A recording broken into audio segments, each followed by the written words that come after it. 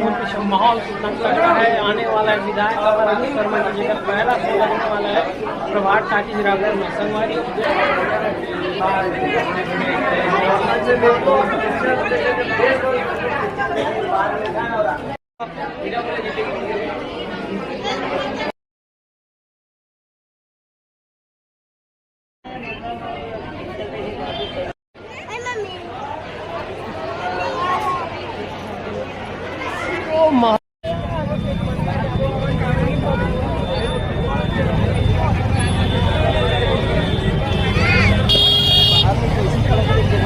नहीं वो हमारा जो बोला कहा जो बोलती डाल देना भैया ऐसा कहा।